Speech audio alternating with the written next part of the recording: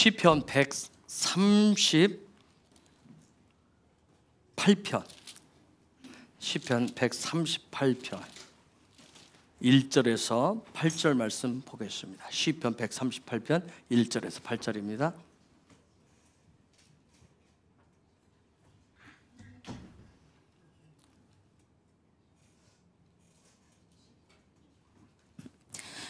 내가 전심으로 주께 감사하며 신들 앞에서 주께 찬양하리이다. 내가 주의 성전을 향하여 경배하며 주의 인자하심과 성실하심을 인하여 주의 이름에 감사하오리니 이는 주께서 주의 말씀을 주의 모든 이름 위에 높게 하셨습니다. 내가 간구하는 날에 주께서 응답하시고 내 영혼을 장려하여 강하게 하셨나이다. 여호와여, 땅의 열왕이 주께 감사할 것은 저희가 주의 입의 말씀을 들음이오며 저희가 여호와의 도를 노래할 것은 여호와의 영광이 크심이니이다. 여호와께서 높이 계셔도 낮은 자를 하감하시며 멀리서도 교만한 자를 아시나이다. 내가 환난 중에 다닐지라도 주께서 나를 소성케 하시고 주의 손을 펴사 내 원수들의 노를 막으시며 주의 오른손이 나를 구원하시리이다. 여호와께서 내게 관계된 것을 완전케 하실지라. 여호와여, 주의 인자심이 영원하오니 주의 손으로 지으신 것을 버리지 마옵소서. 아멘, 아멘. 오늘 이 밤에는 큰 주제로 부르짖음, 갈망에 대해서 좀 더 나눠보겠습니다. 사도적 교회는 더 깊은 갈망으로 부르짖는 교회다. 왜요? 살기 위해서 부르짖습니다. 곧 우리에게 닥쳐오게 될 임박한 대붕의 쓰나미에서 살아남기 위해서 부르짖는 거예요. 오늘 아침에도 갑자기 저는 재난 문자 막 뜨던데 울리면서 그쵸, 전혀 얘기치 않았던 전북 부안에서 지진이 있었던 그런 문자였었어요. 그만큼 여러 가지 하나님의 진동, 흔드심들이 굉장히 갈수록 세지기 때문에 우리 하나님 앞에 더 갈망으로 부르짖으며 나아가야 됩니다.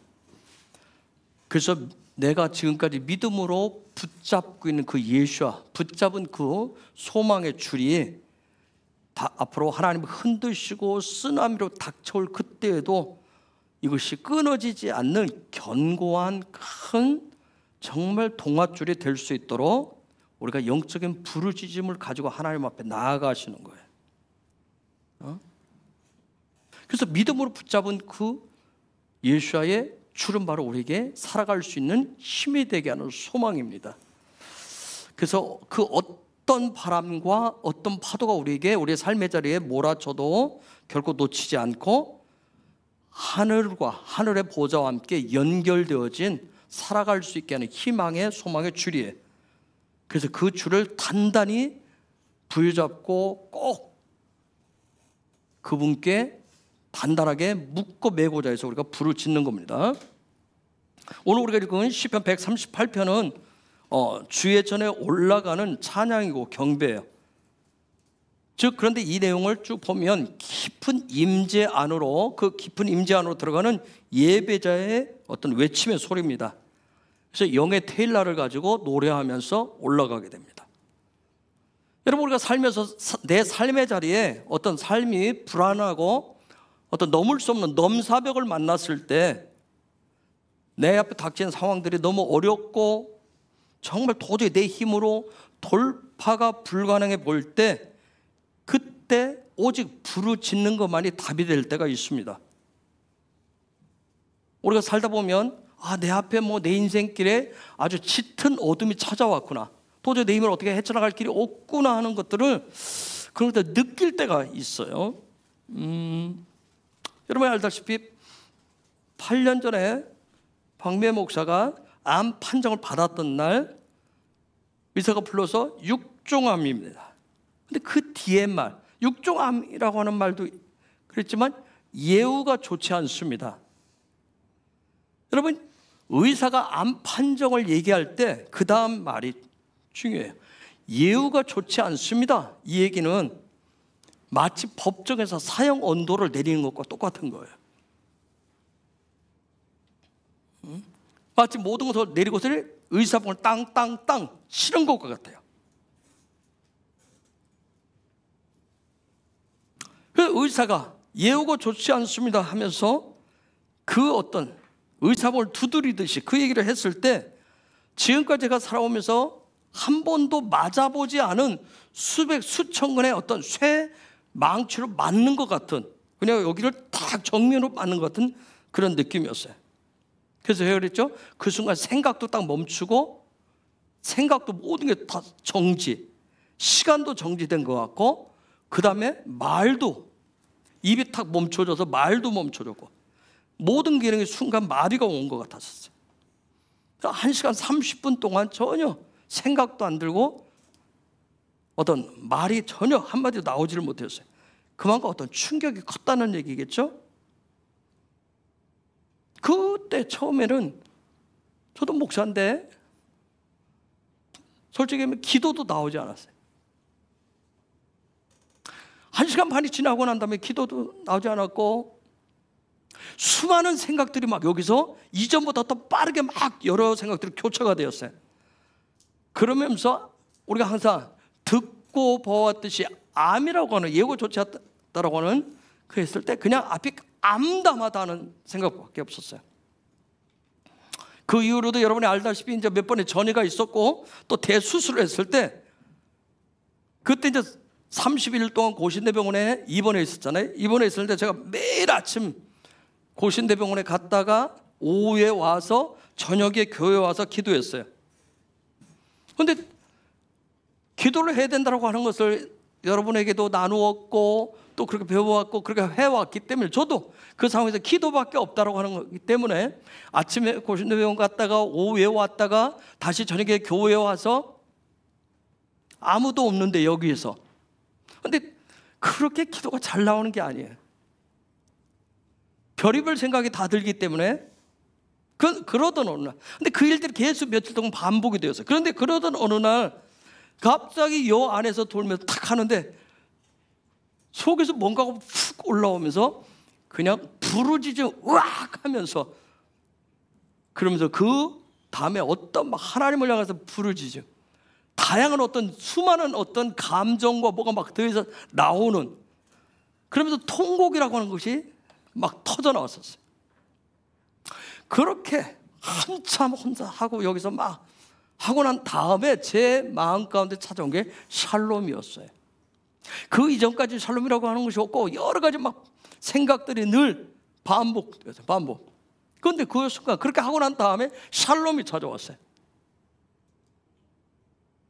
제가 그때 경험을 가지고 한 8년 전이죠. 그때 경험으로 가장 암울하고 짙은 어둠이 찾아와서 내 앞이 캄캄할 때 그 순간에 포기하지 아니하고 어떤 영적인 어떤 습관에 따라서 해야 된다는 어떤 그런 의무감, 또 하나님의 어떤 그 줄을 붙잡아야 된다, 신랄 것 같고 끊어질 것 같은 그 상황 속에서도 정말 가장 어렵고 힘들 때도 하나님 앞에 나올 때, 그때 그분의 은혜로 그분이 오해를 믿어 그분이 정한 때에 그분이 터뜨려서 나오는 부르짖음은, 마치 그때 나오는 부르짖음은 그 다음 햇볕이 찬란한 그런 아침과 같은 그런 시간이 찾아온다라고 하는 것을 그때 깨달았어요.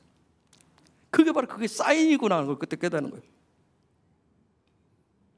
여러분, 우리가 토라를 계속해서 가르치고 또한 우리가 배우고 훈련하고 삶에 적용과 해석하잖아요. 이 토라 하나님의 말씀은 짙은 밤, 한밤중을 맞이한 사람들이 어떻게 새로운 날을, 새로운 시절을, 새날을 맞이할 수 있는지를 가르쳐 주고요. 어떤 깊은 어둠이 찾아왔을 때 그 깊은 어둠과 함께 절망과 함께 좌절과 함께 영적인 깊은 침륜 가운데로, 어둠 가운데로 빠져들어 깊은 낭망의 잠에 빠져드는 것이 아니라 그분이 예비하신 새로운 날을 맞이하기 위해서 영적인 씨름을 포기치 않은 사람들, 그러한 스토리 성경에 나오는 그 얘기를 통해서 우리에게도 동일한 믿음과 어떤 소망들을 주는 거예요. 우리의 믿음의 선배 중에서 평생을 살면서 가장 두렵고 가장 힘든 존재인 넘사벽의 존재였었던 그 형 에서를 대면해야 될 그 야곱을 한번 생각해봐요. 반드시 형에서를 넘을 수 없는 존재인데, 넘사벽이라고 하는 존재인데 반드시 또 넘어야 될 대상이에요. 그래서 아버지의 고향으로 돌아가라고는 하나님의 명령을 지금 쉐마해야 돼요. 그런 영적인 체험이 있어요. 하나님을 만난 경험이 있어요. 하나님의 음성이 들려왔어요. 쉐마를 해야 돼요. 그런데 앞에 너무나 큰 존재가 있어요. 어떻게 보면 하나님보다 더 큰 존재가 있어요. 그에게 있어서 형은 정말 가장 큰 인생의 큰 절벽이었어요. 절벽. 그런 저분은 사회적으로 성공했어요. 맨몸으로 나와서 수많은 재물이 모았어요. 4명의 아내와 12명의 그런 아들, 딸과 또 하나님을 만난 경험으로 그에게 믿음과 소망이 있었어요. 하나님이 함께 하신다는 그런 믿음이 있었지만, 그러나 애서 형 생각을 하면 이건 그 자기가 가진 그 믿음 가지고도 뛰어넘을 수 없는 넘사벽이에요. 넘사벽. 아마 하나님이 돌아가라고 하는 그 명령에 피하고 싶었을 거예요. 꼭 돌아가야 되느냐고, 그걸로 가야 되냐고 하고 싶었을 거예요. 왜요? 너무나도 어둡고 절망적인, 도저히 자기가 가진 믿음을 가지고는 넘을 수 없는 그런 상대였었어요. 그런데 하나님은 어떻게 하냐면 그 넘사벽을 넘으라는 거예요. 여러분이 알다시피 아내들을 보냈죠? 자식들을 보냈어요. 재물을 다 보냈어요. 다 넘겨줘도 해결이 안 되는 문제였어요. 형 넘사벽은 다 자기 걸 다 보내도. 여호와께서 요구하신 건 뭐냐면 네가 가서 직접 마주쳐서 돌파를 하라고 얘기하는 거예요. 그건 피할 길이 아니래요. 마주쳐서 돌파해야 될 큰 문제였었어요. 장세기 32장에 나오는 야곱이 맞이했었던 그 약복강은 아주 짙은 어둠이 내린 그의 마음과 같이 그의 현 상황을 보여주듯이 한밤중이었어요. 그렇죠? 한 치 앞도 안 보이는 칠흑과 같은 흑암이었어요. 마치 앞으로 그 앞에 펼쳐질 미래처럼 느껴질 정도로 아주 그런 상황이었어요. 그렇지만 더 이상 뒤로 물러날 수 없는 절대절명의 그런 시간이었었어요. 그는 반드시 건너야 될 강이었던 거예요. 이건 건너야 될 강이었어요. 여러분 알다시피 처절한 씨름을 하잖아요. 밤을 지새우잖아요. 그 밤을 지새울 때 엄청난 대가를 지불합니다. 그렇죠? 어떤 그가 이전에 살아왔었던 어떤 외삼촌 집에서 살아왔었던 어떤 외적인 삶의 경험, 사회적 어떤 경륜, 지식, 그런 것이 아니라 그가 직접 대가를 지불해야 했었어요. 말씀은 얘기하죠. 환도뼈가 부러지는 대가를 지불했다 그래요. 환도뼈가 부러지는 대가를 지불했어요. 그런데 그날 밤 그는 뭐예요? 환도뼈가 부러졌지만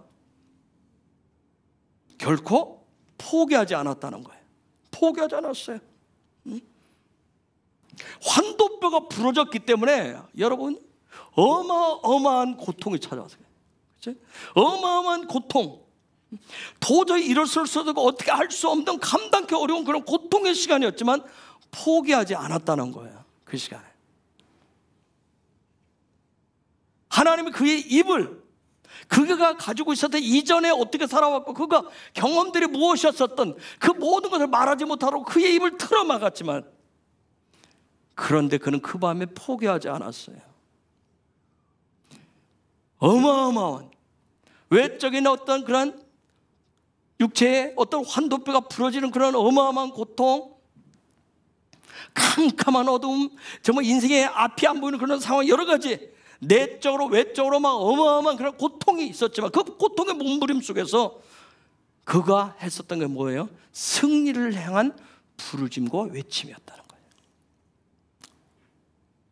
그리고 어떻게 해요? 그는 그걸 넘어요. 그렇죠? 승리했어요. 그 한밤중에 그 어마어마한 감당기 어려운 그의 인생에 한 번도 경험해보지 않은 그 어마어마한 그 순간, 정말 짙은 어둠이 내려있는 그 한밤중에 부르짖음이 그의 인생의 새날을 열게 했던 거예요. 그날에 외쳤었던 포효 소리는 승리의 환호성이었어요. 그래서 성경은 기록하고 있잖아요. 아침 햇살보다 더 밝은 그의 얼굴은 영광의 빛으로 빛이 났다고 그랬어요. 여러분, 마태복음 25장 열천의 비유에도 나와요. 시대와 삶의 자리에서 지치고 힘들 때, 포기하고 싶을 때, 깊은 한밤중이 찾아왔을 때 어떻게 시간을 보내야 될지 마태복음 25장은 우리에게 가르쳐주고 있어요. 어젯밤에도 보니까 멀리 저기 진해와 창원에서 어떤 하나님의 은혜를 갈망하면서 찾아온 세 분이 또 있었어요. 처음 우리 교회를 찾아요. 어떤 하나님의 은혜가 필요해서, 하나님의 은혜가 살고 싶어서, 여러분 다 기도하시고 가신 다음에 그분들 1시간 동안 숨 쉬고 싶어서 왔다. 숨을 쉬고 싶어서. 여러분, 어떤 그런 숨을 쉬어야 되기 때문에 포기하지 않고 먼 거리도 맞지 않고 달려오는, 낮에 가서 일하고 밤에 피곤한 가운데서 어떤 살고자 하는 그 갈망으로 달려나온 사람들. 그런 갈망이 넘을 수 없는 것을 넘게 하시고 돌파하게 하시는 하나님의 은혜가 있는 거예요. 여러분, 우리가 말씀 토라가 가르쳐주는 한밤중은 어둠과 새날이 열리는 중간지대예요. 중간지대. 마치 말라기와 마태복음의 그 중간기라고 할 수가 있어요. 여러분, 말라기와 마태복음 사이는 종이 한 장 차이지만, 한 장이 껴있지만 그 사이는 400년이 껴있어요. 어떤 흑암의 시대였었어요.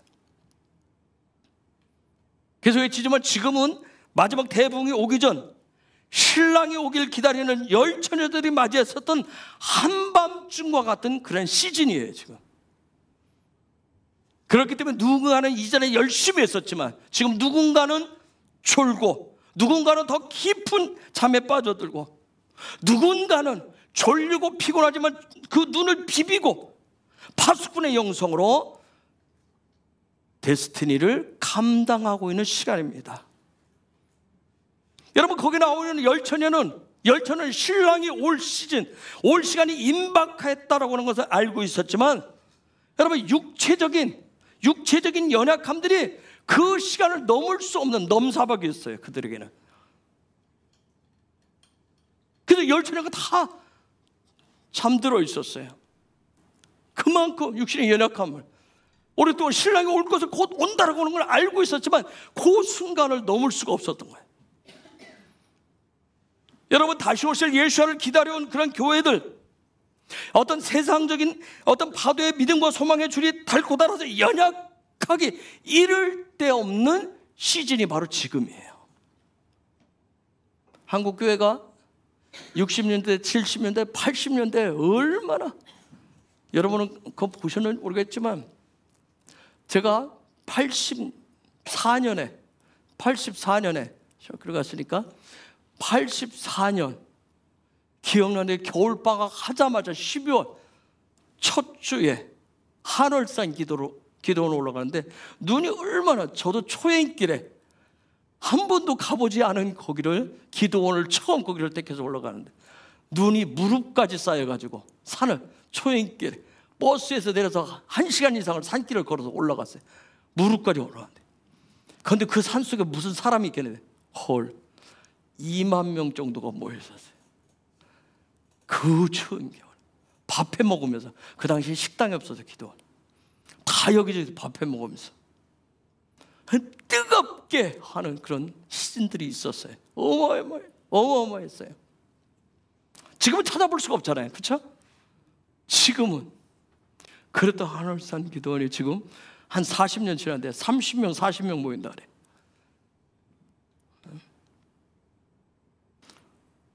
김진홍 목사님 그런 얘기를 했어요. 우리 저번에 GMP가 각 개인의 어떤 소득 수준이 3,000불 이상 되면 그 다음부터는 하나님을 찾는, 신을 찾는 그 믿음들이 식어진다고. 그 줄들이 연약하기가 이럴 때. 지금은 얼마라고 그러죠? 지금 2만 불 시대라고 그래요?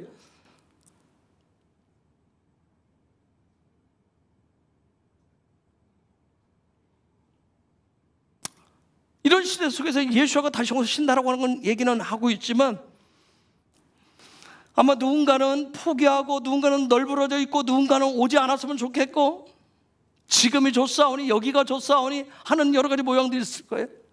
그러나 누군가는 그 가운데서 소망하고 정말 그분과 연결되어진 소망의 닷과 줄을 다시 한번 점검하고 또 연약한 부분이 있으면 교체하는 어떤 시간대예요. 영적으로 굉장히 지금 한밤중이에요. 한밤중. 왜냐하면 하나님께서 예수아를 약속대로 신랑으로 만왕의 왕으로 보내시기 위해서 흔들기 시작했기 때문에 이 시대는 짙은 어둠으로 계속해서 덮여가고 있어요. 누구도 예기치 않은 지금 한밤중을 지금 향해서 맞이하고 있어요. 그래서 여러 가지 증상들이 있겠지만 혹여라도 여러분이 뭔가 내 안에서 내 영혼 가운데 어떤 영적인 공허함, 뭔가 내가 이전에 신앙생활하고 여기까지 왔는데 그런데 뭔가 길을 잃어버린 것 같아, 뭔가를 잃어버린 것 같아, 혼란이 왔다라고 하는 것을 느끼시면, 아니면 반대로 계속해서 제가 얘기하니까 계속 뭔가 부담감을 주니까 하나님에 대한 어떤 하나님에 대한 목마름은 내가 좀 가져봐야 되겠는데, 그런데 생각은 조금 드는데 내 안에서 일어날 만한 힘도 없고 어떤 소망이 잘 일어나지 않는다면 그건 분명히 영적으로 한밤중이 찾아온 거예요. 한밤중인 거예요. 어쨌든 이유는 여러 가지겠지만, 그렇게 된 이유는 여러 가지겠지만 그동안 해오면서 하늘에 대한 믿음의 소망을 가져왔는데 그것이 내 나름대로는 시간이 오래되었다고 생각했기 때문에, 이전에 내가 약속받았던 수많은 하나님의 말씀을 통해서든 누군가 예언 축복을 통해서든 받았었던 어떤 약속, 그런 약속의 성취가 내가 더딘다고 느끼기 때문에 지금 소망의 줄들이 미약해져 있는 거예요. 일어날 힘이 없는 거예요. 그런데 성경이나 기독교의 역사를 보면 그러한 영적인 한밤중을 맞이했던 어떤 영적인 지도자들, 특히 하나님의 사람들은 어떤 외적인 경제적 타격이나 질병, 넘사벽으로 힘겨워할 때 그들은 한결같이 보여줬던 게 뭐냐면 포기치 않는 소망의 부르짖음이 그들의 마음 중심에서 터져 나왔다는 점이에요. 지금 이 시대에 교회와 성도들에게 남아있는 것은, 짙은 한밤중과 같은 이 어두움 가운데서 남아있는 것은, 오직 남아있는 것은 부르짖음이라고 하는 것밖에 없어요. 다른 건 다 가지고 있어요. 어떤 말씀의 회복, 도라의 회복, 예배의 회복, 믿음과 소망의 회복, 기도의 회복에 대한 간절한 갈망의 부르짖음 외에는 답이 없어요. 왜요? 은밀한 때에 듣고 응답하시는 살아계신 하나님을 향한 그 절박한 그 부르짖음 그 하나밖에 없기 때문에 그렇습니다.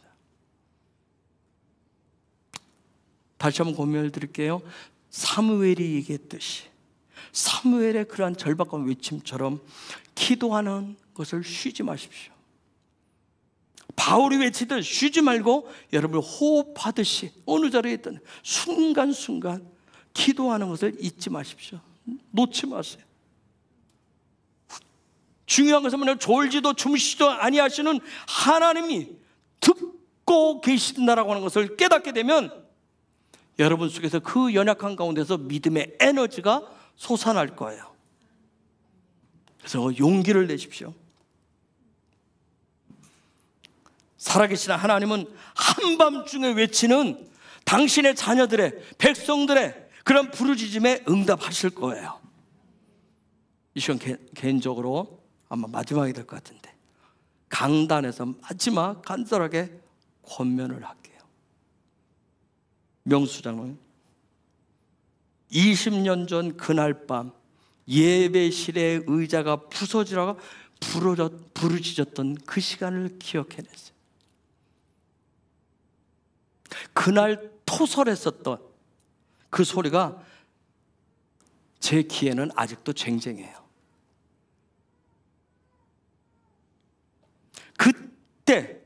그때 그날 밤에 부르짖었던 그때 부르짖음이 칼을 세웠어요. 지난 20여 년 가까이 함께 가을 세우면서 찬양의 리더로서 신실하게 섬겨올 수 있는 영적인 에너지가 되었어요. 이제 또다시 그 이후로 받은 하나님의 약속의 성취를 위해서 소망의 부르짖음이 터져나와야 돼요. 하나님 안에서 깊은 요 안에서 기도의 부르짖음이 터져나와서 남은 인생 대부흥의 중심에 설 준비를 해야 됩니다. 대부흥의 쓰나미에 그 파도를 헤쳐나갈 영적 에너지를 재충전해야 돼요. 김성일 집사님, 늘 신실함에 감사해요. 그런데 10년 전 어느 날 방문했던 고 김은규 목사님, 이 집사님을 위해서 옆에서 기도의 소리가 터져 나오도록 한 아주 짧은 시간이 있었어요. 그날 제가 들은 집사님의 부르짖음이 그날 처음이에요. 그날의 부르짖음, 짤막하게 부르짖었던 그 부르짖음으로 지금까지 신실하게 예배의 자리를 지켜왔어요. 감사합니다. 아마 그날 그 부르짖음이 좀 더 이어져서 길어졌다면, 영적인 에너지가 충만했다면 좋았겠다라고 하는 아쉬움이 남아요. 그래서 다시 제안하는 건 마지막, 강대상에서 마지막이에요. 집사님의 마음 깊은 곳으로부터 소망의 소리를 끌어올리시기 바랍니다. 그때 지나간 10여 년 전에 그때 어떤 그 부르짖었던 그 기억을 되살려서 다시 한번 끌어올리세요. 누군가의 눈치를 볼 것이 아니라 성립사의 마음에 영혼이 정말 일어날 때 대붕의 파도를 함께 탈 사람들을 끌어당길 수 있는 그 에너지가 다시금 일어나도록, 충전되도록 그날의 기억을 살리면서 하나님 앞에 깊은 갈망으로 나아가시기 바랍니다. 이 자리에 없는데 김영규 집사가 어느 날 낮 시간에 어느 날 올라왔는데 부르짖음이 터져 나왔었어요. 그리고 그날 그 부르짖음을 하고 나서 2시간 넘게 하고 나서 한 일이 있어요. 2년 동안은 화요 HPR을 하겠다고 하고 감당했어요. 근데 어느 순간 2년쯤 지났을 때 영적인 호흡이 떨리는 것을 제가 보고, 제가 개인적으로 연속성을 위해서 좀 더 낮 시간에 좀 올라와서 부르짖음을 좀 강조 부탁을 했었어요. 아쉬운 부분이 남았어요. 지금은 영적 호흡이 중단되었어요. 제가 목사로서 리더로서 많이 아파요.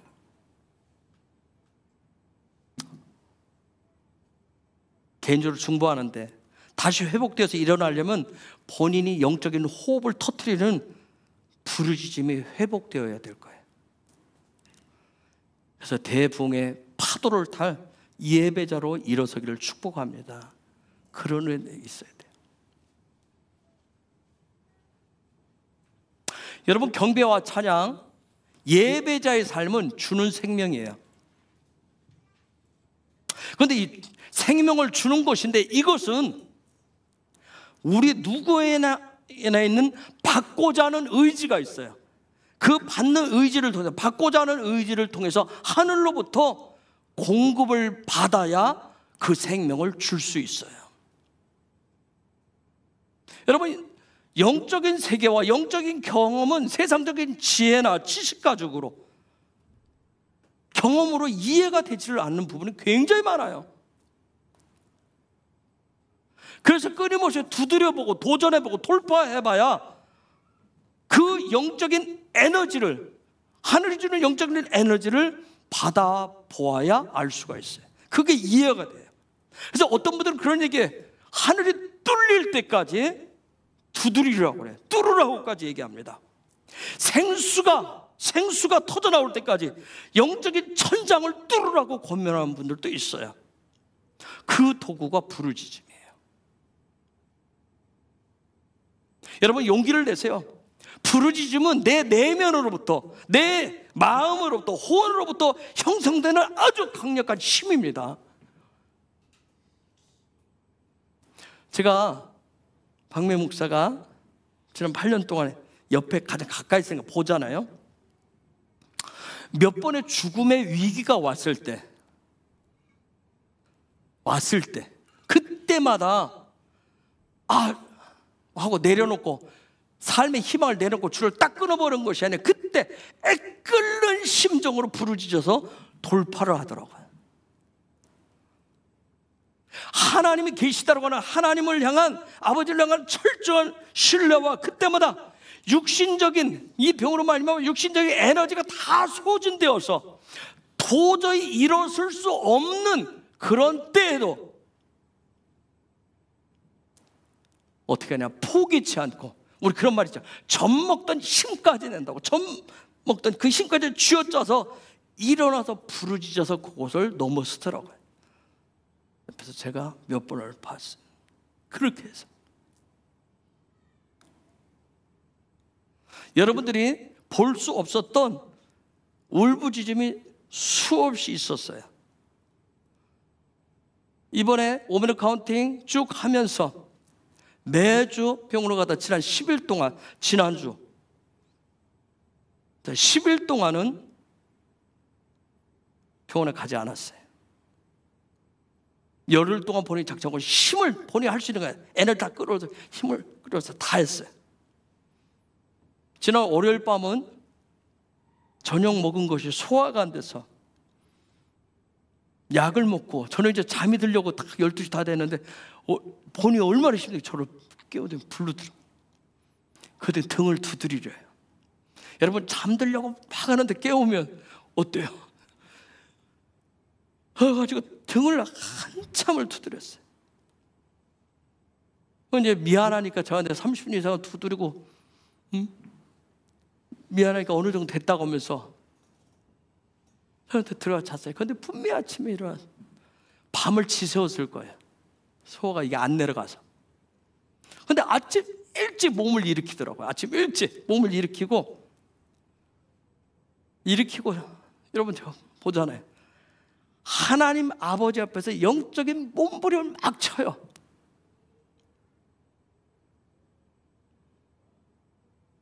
왜요? 살기 위해서 처절할 정도로 몸부림을 칩니다. 그게 바로 부르짖음이에요. 우리가 읽은 시편 138편은 처절하고 절박한 부르짖음 가지고 성전에 올라가는 찬양이에요. 근데 1절에 보면, 138편 1절에 보면, 내 마음을 다하여 주께 감사하며 신들 앞에서 주님을 찬양합니다. 이때 여기에 내가 내 마음을 다해서 부르짖는다라고 하는 요 얘기는, 요것은 히브리어로 게라티카라고 하는 단어인데, 하나님, 내가 성전에 지금 올라가는, 아버지 앞에 올라가는데 하늘의 소망을 상상이 아니라, 생각이 아니라 하나님이 주시는 소망을 난 똑똑히 봐야 되겠습니다. 그 심정으로 찬양하면서 올라가는 거예요. 오늘 우리로 말하면 예수와의 삶이, 예수가 보여준, 남겨주신 그 십자가가 확실하게 내 삶의 목표가 될 수 있도록, 살아갈 수 있도록, 그게 소망이라고 하는 것을 보여달라고 하는, 아주 이 깊은 속에서 아주 몸부림치면서 지금 찬양하면서 올라가는 고백이에요. 지금 이 향을 올라가는데, 내가 계획하고 내가 세웠었던 그런 어떤 십자가, 그런 삶의 목표가 아니라 하나님이 저한테 정해주신 삶의 비전들, 그 데스티니를 삶에서 제가 보면서 소망을 갖고 살아가야겠습니다 하는 그런 부르짖음을 안고 지금 올라가는 거예요. 여러분, 그래요. 하늘에 대한 소망이 있어야 일어나고요, 성전을 향해서 올라갈 수 있어요.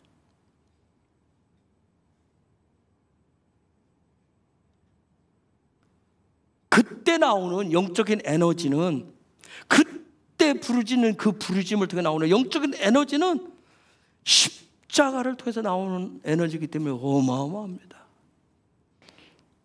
그 다음에 2절에 나오는 그 부르짖음, 2절에 나오는 그 부르짖음은 타누나이라고 하는데, 1절에서 간절히 그 십자가를 보여주세요. 삶에 제가 어디에 어떤 데스티니예요, 그 소망이 될 수 있도록 변하지 않는 그것을 보여주세요 하고 외쳤을 때, 그때 보여주신 그 십자가, 삶의 데스티니가 이제는 제 삶에서 하나님이 부어주신 은혜요 은총이 되게 해달라고 하는 부르짖음이에요.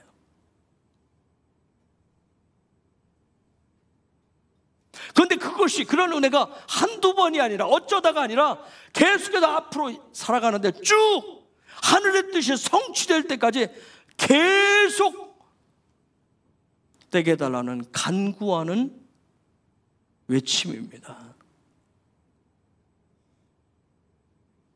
이것은 1절에 부르짖음이 있은 후에 주어지는 응답이에요. 그러면 3절 이하의 권세와 능력이 나타난다는 거예요. 미안해요, 130편을 다시 보겠습니다.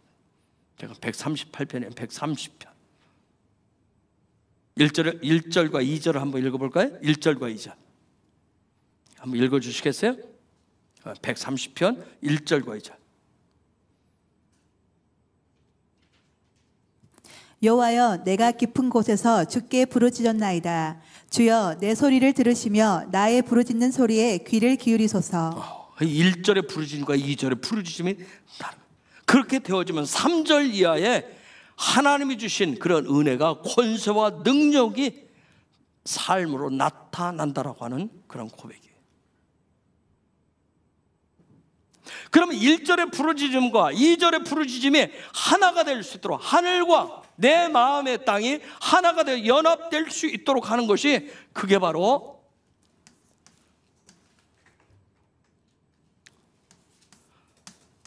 백홀리라고 하는 단어예요. 백홀리. 즉, 이 얘기는 뭐냐면, 백홀리, 하늘과 땅이 내 마음에 하나가 되도록 한 요 부르짖음이라고 하는 건 뭐냐면, 하늘의 영적인 주파수와 내 마음에 외치는 부르짖음의 주파수가 서로 영적으로 맞는다는 얘기예요. 그때 주파수가 맞았을 때 부르짖는 그 소리가 가장 강력한 내 내면의 에너지가 되는 겁니다. 마치 이런 거예요. 용암의 압력이 절정에 달하면 견고한 그 바위와 두꺼운 흙을 뚫고 터져 나오잖아요.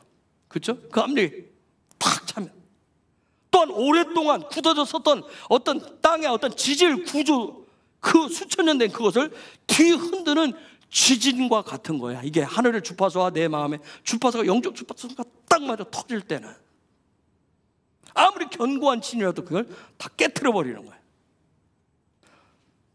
이처럼 우리의 이 내면에서 터져 나오는 그 부르짖음은 저 깊이 있는 그 깊은 영으로부터 터져나서 한밤중을 맞이한 나의 삶의 자리를 도우시는 주님을 향해서 나아가도록 해주는 거예요. 이것을 시편 130편을 기록한 시편 기자는 뭐라고 한마디로 하냐면, 성전을 올라간다, 그렇게 표현한 거예요. 성전을 올라간다. 여러분, 하나님의 전 성전은 바로 그런 곳이에요.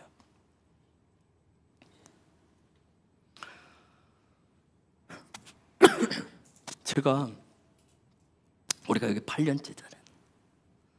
처음으로 제가 오늘 아까 예지자매하고 예배하기 전에 엘리베이터 타고 오면서 예전 드렸어요. 엘리베이터 타는 요 부분이 오늘 뭔가 신선해 보이지가 않는 거예요. 예전에 우리가 저쪽에 있을 때 엘리베이터가 없어서 3층까지 걸어 돌려야 돼. 그때는 바람이 뭐예요? 엘리베이터가 있었으면. 그냥 엘리베이터 1층에 타면 그냥 나는 힘쓰지 않아도 쑥 올려다 주니까. 지난 8년 동안 그냥 나는 힘들이지 않고 그냥 누르면 쭉 하다 보니까 여기에 보이지 않게 내 삶의 리듬들이 맞춰서 영적으로도 마치 나는 가만히 있으면, 와 있으면, 뭔가 그냥 버튼만 누르면 그냥 나를 영적으로 슉 올려다 줄 것이라고 하는, 또 그런 마음이 들더라고요. 갑자기 제가 처음으로 그런 마음이 들어서 아까 올라오면서 그런 얘기했어요. 왠지 모르게 오늘 엘리베이터 타고 오는 것이 신선해 보이지가 않네.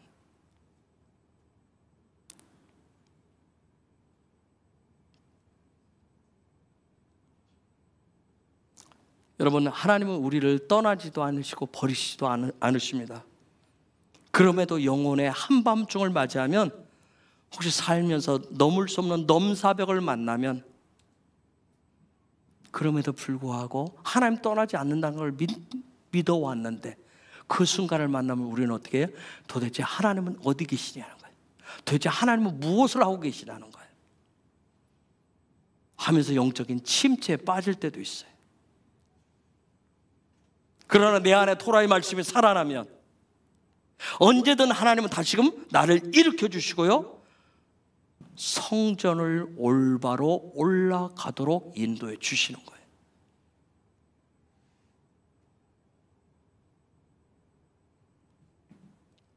물론 때로는 내 마음이 덮고 있는 두꺼운 뭔가로 내 마음이 도저히 그분과 닿을 수 없도록 두꺼운 어떤 그 뭔가로 덮여져 있고 가로막혀 있고 단단한 바위덩어리처럼 내 마음을 이렇게 꽉 견고하게 싸고 있는 곳이 있어서, 그런 마음의 상태 때문에 마음 깊은 곳으로부터 하나님을 향해서 온전하게 부르질 수 없도록 하는, 도저히 내 입으로 어떻게 할 수 없는 깊은 침륜에 빠질 때도 있어요.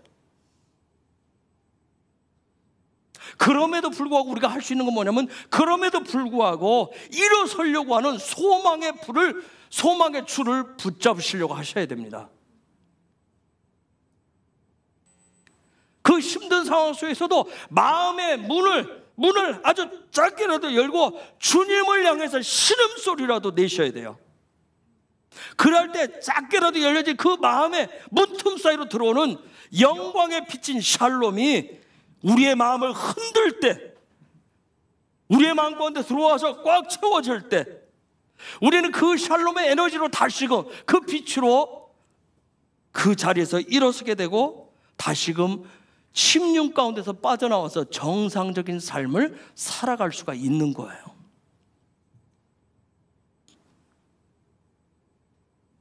그런데 혹시 내가 침륜에 빠진 것이, 침체 시간들이 견고한 문으로 이미 닫힌지, 녹이 슬어서 도저히 열 수 없는 상태가 시간이 너무 많이 지나서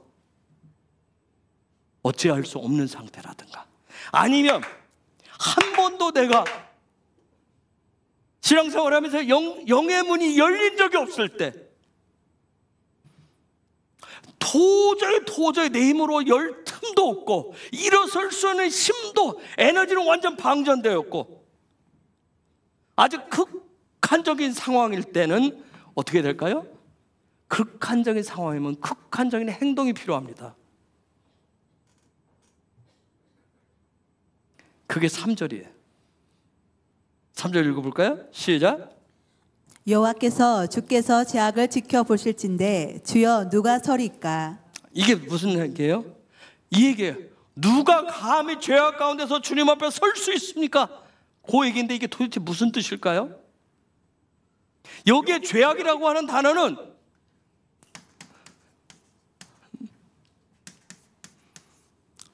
아본입니다. 임아본.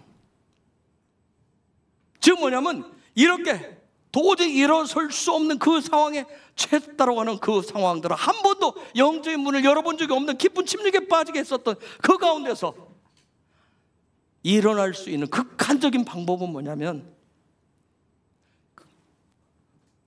나는 태생적으로 윗대로부터 우리 집안 대대로 물려받은 그런 기질, 그 습관 그대로 나는 이런 사람이고 나는 이런 집안에서 태어났고 나는 원래 그런 사람이라고, 나 어떻게 하라고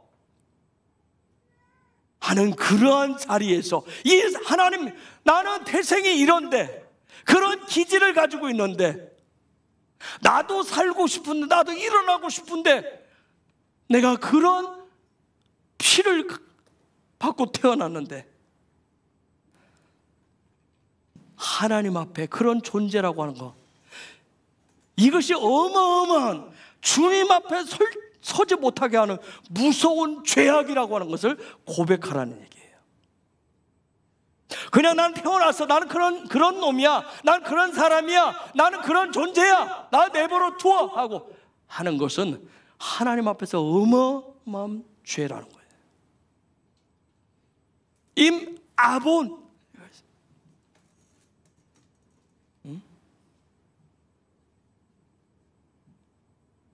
그런데 하나님은, 우리가 다행인 것은 뭐예요? 하나님은 자비하시고 사랑이시라는 거예요.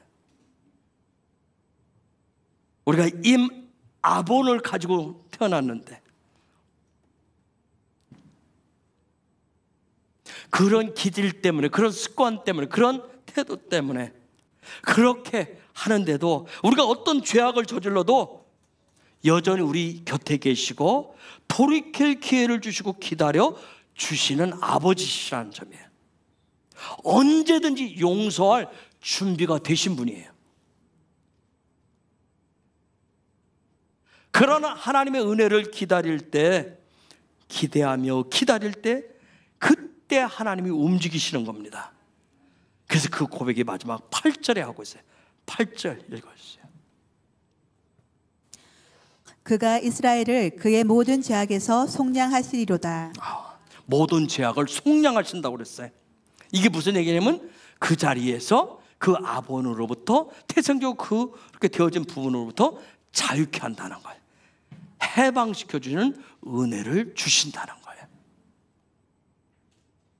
이와 같은 역사가 일어나기 위해서 지금 시편 130편의 시편 그 기자가 보여주는 건 뭐냐면, 가장 먼저 있어야 될 것이 바로 부르짖는 거예요.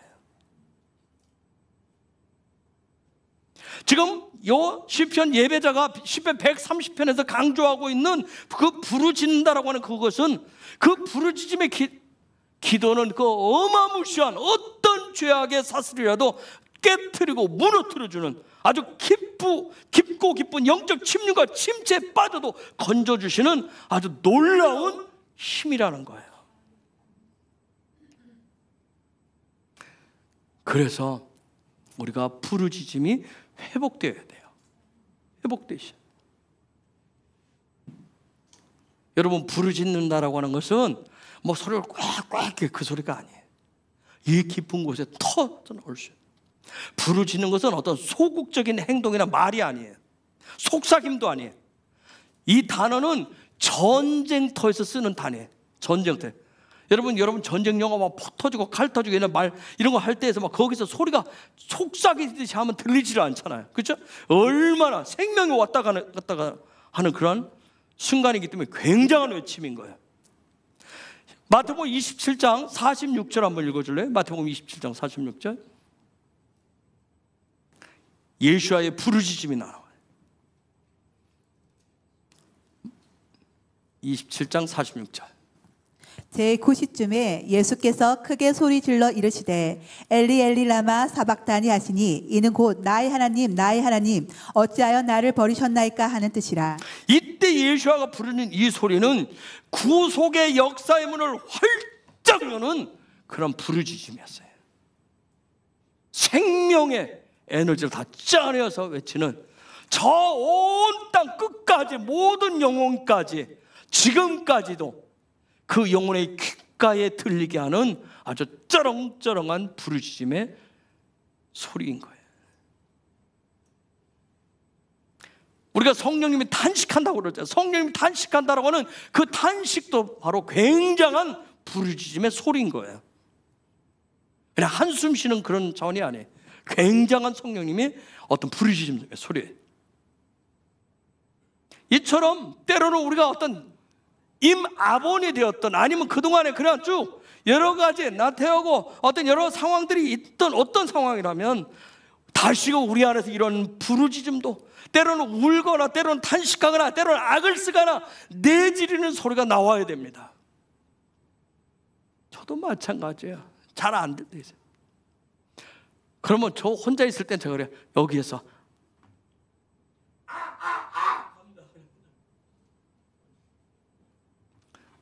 여기를 막 돌아다니면서 혼자 하고 막 으악 하고 막 그래. 혼자 매다 밤에 여러분 없으면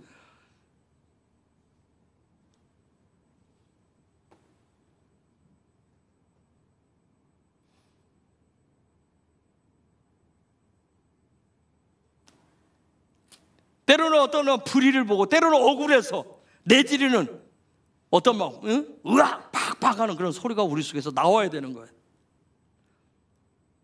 때로는 어떤 원망 불평할 때도 우리는 소리가 크게 나오잖아요. 그렇죠? 원망 불평해. 이러한 부르짖음이 여러분 어떤 원망 불평이 됐든 악악이 됐든 내 나름대로 최선을 다했는데 하나님이 꿈쩍 안 한 것 같을 때는 하나님 앞에 나와서 으악 소리를 내든 원망의 소리를 내든 답답해서 외치든 그런 하나님 앞에서 나의 아버지 앞에서 할 때 그때 내지는 그 부르짖음이 터져나오면 그때 놀라운 은혜가 임합니다. 그냥 고상하게 창조의 거룩하시고 전능하시고 정말 인격적이시고 정말 늘 자비하시고 늘 사랑하시는 하나님 아버지 하면서 막 그분을 무슨 이렇게 막 어린아이 다루듯이 막 그냥 뭐 이렇게 달래듯이 쓰다듬시 한다고 하나님의 은혜가 임하는 게 아닌 거예요. 그런 하나님의 은혜가 임할 수 있도록 여러분이 개인적으로 할 수 있는, 여러분 속에 여러분의 그 마음 안에 뭔가 터져나오는 새로운 문을 열 수 있는 그 부분을 반드시 회복하셔야 돼요. 그 문이 열리고 난 다음에 그 문이 열리고 난 그 다음에는 그분과 속삭이든 아니면 내면의 깊은 곳에 있는 어떤 상황들 때문에 내면에서 터져나오는 어떤 시름소리가 되었던 아니면 어떤 주신 뭔가 너무나 기뻐서 나오는 기쁨의 소리로 그분과 소통을 하시는 거예요. 이처럼 부르짖음을 통해서 주님과 소통하는 문이 열리면 이러한 거죠. 첫째는 그분의 보호심을 받으실 수가 있습니다. 우리가 민수기를 보듯이 광야는 길이 없는데 그 길이 없는 광야길을 가는 이스라엘 백성들이 종종 무슨 일이 있었어요? 먹을 것 때문에 하나님 앞에 원망 불평했어요. 고기 달라, 만나 지긋지긋하다, 고기 달라, 애굽에서 먹었던 부추, 파, 채소 막 고급 요리가 생각난다, 냄새만 맡았어도 그때 그것들 하면서 그 원망 불평했어요. 즉 그 원망 불평했다는 얘기는 뭐예요? 하나님께 뭐 했다는 얘기예요? 대들었다는 얘기예요. 그렇죠? 아이들이 막 소리치면서 덤비듯이 하나님께 대들었어요. 그러면 또 하나님 또 어떻게 해요? 하나님 또 어떻게 해요? 그랬니가 아니잖아요. 하나님은 또 하나님대로 막 화를 내시잖아요. 분노하셔가지고 막 때로 불을 내리거나 전염병을 통해서 막 그들 또 치시잖아요. 그러면 또 그때 또 그들이 어떻게 마치 세상만 깨갱해가지고 또 뭐 중내 사내 하면서 또 뭐 우리가 잘못했어요 하면서 막 모세를 막 또 내세워서 막 제발 하나님 앞에 우리 살려달라고 또 애원해달라고 하잖아요. 그럼 또 모세는 어떻게 해요? 자기 목숨 걸고 나가서 또 하나님 앞에 나가서 막 또 부르짖잖아요. 용서해달라고. 그리고 또 하나님 또 심판하던 일을 또 멈추셨어요. 여러분 시편 147편 9절을 한번 읽어줄래요? 시편 147편 9절.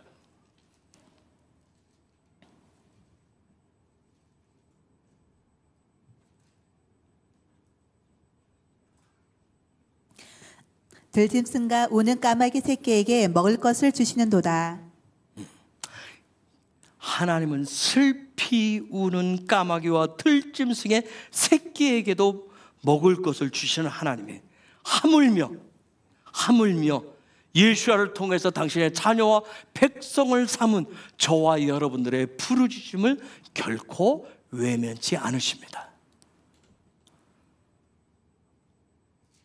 그래서 이 부르짖음을 통해서 하나님과 소통의 문이 열리면 첫 번째는 보호하심과 인도하심이었어요. 둘째, 부르짖음이 회복되면 이 시대 속에서, 세대 속에서 들려지는 하늘의 경고의 소리를 들으실 수 있습니다. 여러분, 엔타임을 살아가는 저와 여러분들은 마지막 때 살아가기 때문에 하나님의 강력한 일하심의 경고, 심판, 은혜의 소리를 들으실 수 있어야 돼요. 예레미야 2장 2절을 볼까요? 예레미야 2장 2절 읽어주세요.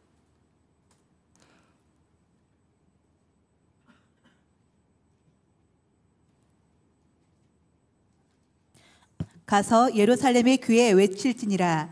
여호와께서 이와 같이 말씀하시기를 내가 너를 위하여 내 청년 때의 인애와 내 신혼 때의 사랑을 기억하노니 곧 씨 뿌리지 못하는 땅 그 광야에서 나를 따랐음이니라. 저 시대가 언제냐면 예레미야가 살아가고 있었는데 나라 꼴이 말이 아닐 때야. 망조로 가고 있을 때 하나님이 예레미야를 부르십니다. 그러면서 이스라엘과 예루살렘이 깨어날 것을 꾸짖으라고 얘기합니다. 깨어라고.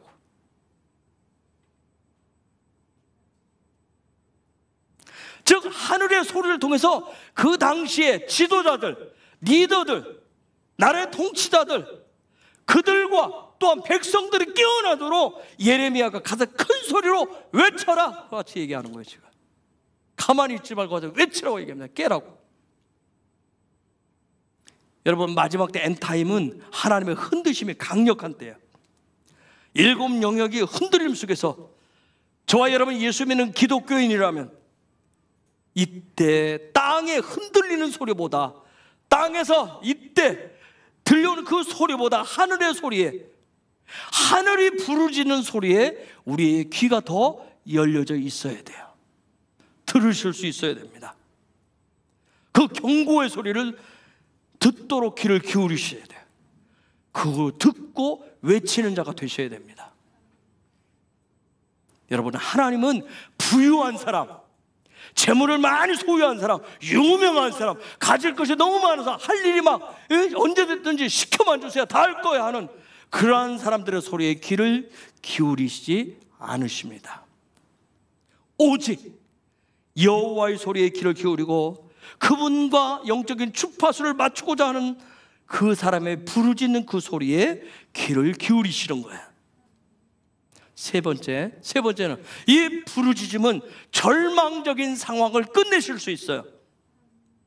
여러분, 하나님은 일방적으로 우리의 삶을 끼어들어 가지고 완전히 우리의 삶이 완전히 90도 꺾이도록 다 헤쳐놓고 새롭게 하는, 완전히 꺾어버리는 그런 깊은 관여를 하시지 않습니다.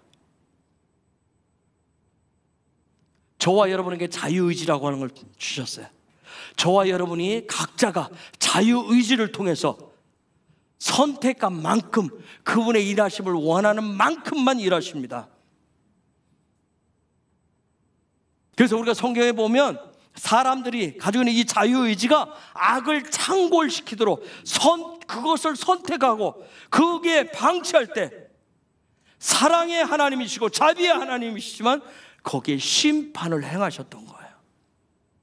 이사야 45장 6절 7절 한번 보실래요? 이사야 45장 6절 7절.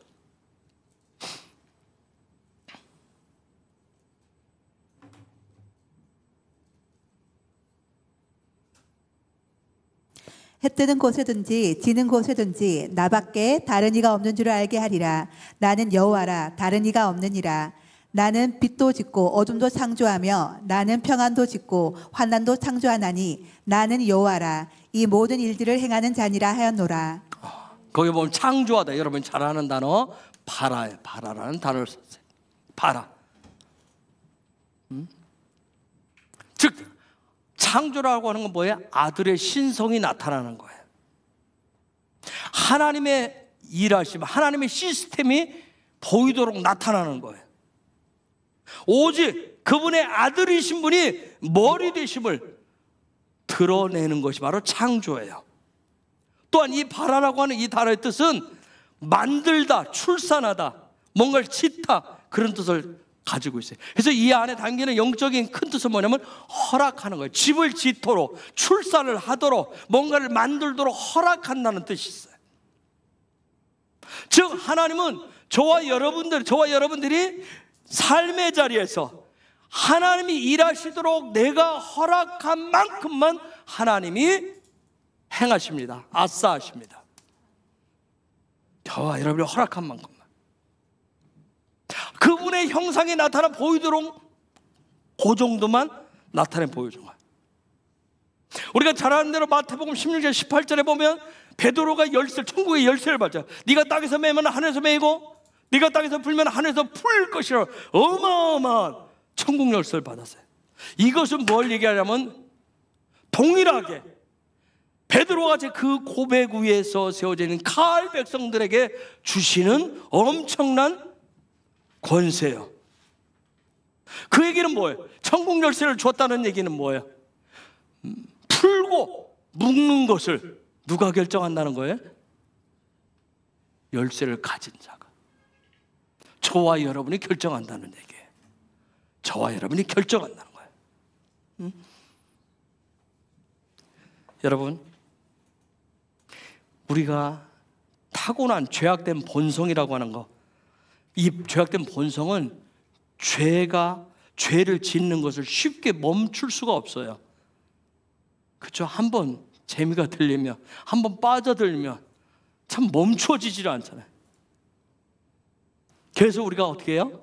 또 그 가운데서 우리의 마음의 자유의지, 그 가운데 지정의를 통해서 하나님의 의와 하나가 될 수 있도록, 영적인 만남이 되도록 끊임없이 결심과 결단을 하셔야 돼요. 그 훈련을 광야길이라고 얘기해요. 그걸 무슨 삶이라고 그래요? 임재 중심의 삶이라고 그래요. 우리는 지금 이제 이번 주 낮소 조건까지 왔어요. 베미드바르에서 민수기를 통해서 지금 그것을 배우고 훈련해 가고 있는 거예요. 그래서 그런 가운데 성령님이 그렇게 할 때, 그런 과정을 갈 때 성령께서 계속 옆에서 위로와 격려를 하시는 거예요. 특별히 우리가 기도할 때 계속해서 우리로 하여금 하나님의 선하심을 깨닫도록 지각을 열어주시는 분이 바로 성령이십니다. 그렇다고 야 몰라, 우리는 그것도 몰라 하고 쥐어 박는 것이 아니라, 억압하는 것이 아니라, 강요하시는 것이 아니라 기다려주시는 거예요. 사단은 빠져나갈 구멍이 없는 곳으로 몰아가는 방식이라면, 성령님은 깨달음을 통해서 인도하는 방식을 추구하십니다. 하나님은 거룩하신 분이에요. 우리가 레위기 19장 2절에 보면 뭐예요? 내가 거룩하니 너희도 거룩하라. 이 얘기는 무슨 얘기예요? 기름과 물이 섞이지 않듯이 하나님은 거룩하지 않은 것과는 함께 할 수 없다는 얘기예요. 여러분, 우리가 엔타임 마지막 때를 살아가는데 하늘문이 내 앞에 활짝 열리도록, 하늘문이 활짝 열리도록 간절하게 갈망함으로 부르짖음으로 구하세요. 예수와 영인 성령님이 기름을 부으사 상황들을 역전시키고 새롭게 하시는 것을 믿고 구하시기 바랍니다. 시편 81편 10절 한번, 시편 81편 10절. 나는 너를 애굽 땅에서 인도하여 낸 여호와 내 하나님이니 내 입을 크게 열라 내가 채우리라 하였으나. 우리가 살아가는 이 시즌에 우리가 할 일은 거룩한 갈망을 통해서 그 갈망으로 소망의 입을 크게 열어서 나의 마음을 주님께 쏟아 놓는 시즌입니다. 우리가 경험해봤지만 영적인 침체와 침륜은 한순간에 찾아오지 않습니다. 죄라고 하는 구렁텅이에 빠지는 것은 한순간에 빠지지 않습니다. 중독자들이 처음부터 중독이 된 상태에서 시작을 하지 않습니다. 영적인 침체는 서서히 침강하는 거예요. 말씀으로부터 내 듣는 귀가 멀어지기 시작하고, 기도의 소리와 예배의 자리 등 어떤 영적인 것에 내 마음이 무관심해지고, 하나님의 말씀들을 내가 무시하기 시작할 때, 그때부터 이미 침체는 시작되는 거예요. 아주 작은 소람이 나중에는 큰 구멍을 냅니다. 그래서 점점점 세상적인 것에 내가 집착을 하게 되고, 나중에는 큰 구멍이 되면 나는 이제 그때는 영적인 것은 내가 다 피하기 시작하는 거예요. 혹시 여러분 이 시간 여러분의 영적인 온도계를 한번 재보십시오.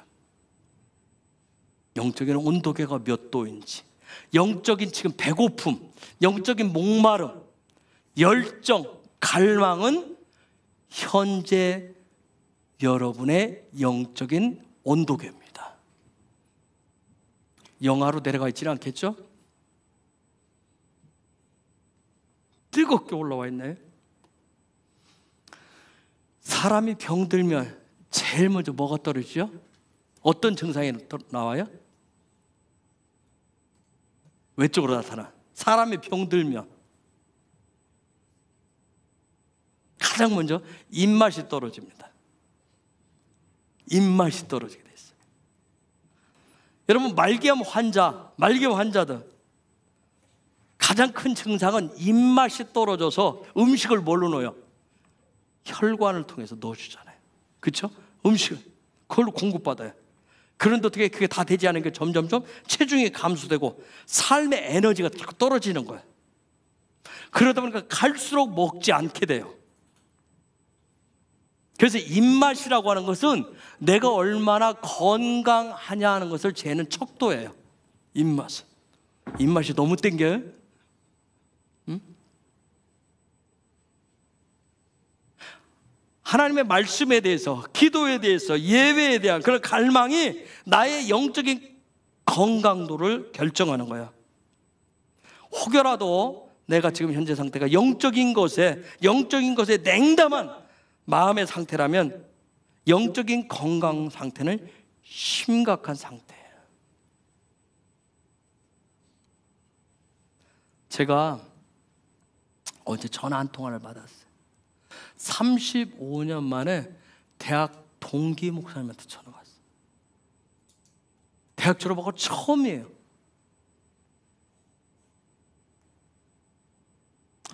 한 30분인가 넘게 통화를 했어요. 통화할 때부터 별로 통화하고 싶은 마음이 안 생기는데 끊지를 않으니까 계속 대답을 해줘요. 그런데 전화가 끝나고 났는데 제 저 깊은 영으로부터 뭔가 알 수 없는 엄청난 찝찝함들이 계속 올라왔어요. 내가 예지자매님께 물어봤어요. 이런 전화 통화하고 나서 찝찝했던 기분 혹시 알아? 제가 집에 가서 목사한테도 그랬어요. 내가 지금 굉장히 뭔가 표현하기 어려운 굉장히 영적인 찝찝함이 굉장히 있어. 왜 그럴까? 35년 만에 대학 동기 목사님한테 와서 반갑잖아요. 그렇죠? 그분이 저희 연락처를 알기 위해서 인터넷을 뒤졌대요. 근데 그 가운데 2009년도에 제가 인터넷에 어디에 올렸는지 모르겠어요. 2009년도에 올린 글 속에서 제 연락처가 있더래요. 그걸 찾아서 저한테 전화를 한 거야. 근데 전화 온 것이 겨우 자신이 세상 법정에 누구누구를 고소하고 고발했고, 그래서 뭐 어떻게 해서 이겼고, 그 다음 노예 정시에 가서 뭐 어떤 목사를 고발하고 뭐 그 사람을 면직시켰다, 이런 얘기. 그래서 자기가 정말 얼마나 의를 되찾은 목사인지를 자랑하는 그 내용뿐이었어요. 30분, 35년 만에 전화해서. 즉 영적인 것과는 전혀 무관한 육적이고 세상적인 그런 것만 저한테 훅 들어온 거예요. 저는 지금 제 상태는 영적인 음식에만 지금 관심이 있을 뿐인데 마치 생수그릇에 뭔가 오물 한 통을 확 끼얹은 것 같은 그런 기분이었던 거예요. 그분은 그분 나름대로 목회 현장 속에서 그런 것들을 통해서 얼마나 당당하게 본인이 서고 승리했는지를 그런 자랑을 막 했어요. 나는 별로 그냥 그랬냐고 하도 오랜만에 전화하니까 그냥 네 하고 대답. 저보다 나이가 몇 살 많은 분이에요. 그러면서 마지막 그래요. 이제 백 목사도 나이가 들어가니까 동기들을 찾아보고 만나고 좀 남은 삶을 그렇게 보내야 되지 않겠어? 그 제가 뭐라고 했겠어요? 저는 아직 젊어서요. 저는 아직 젊어서 그런데 관심이 없습니다. 여러분 한번 물어볼게요. 제가 어떤 목사이기를 원하세요? 제가 어떤 목사이기를 원하세요? 여러분의 리더가 어떤 리더이기를 원하세요? 남은 여생을 어떻게 하면 편하게 살 것인가? 어떻게 하면 편하게 살 것인가? 어떤 그런 부류의 사람들, 그런 목사들과 어울리며 보내기를 원하세요? 응? 아마 보면 여러분도 아닐 거라고 얘기해요. 아니라고 그럴 거예요. 더 영적인 것을 갈망하고 더 주님께 집중하기를 원하실 거예요.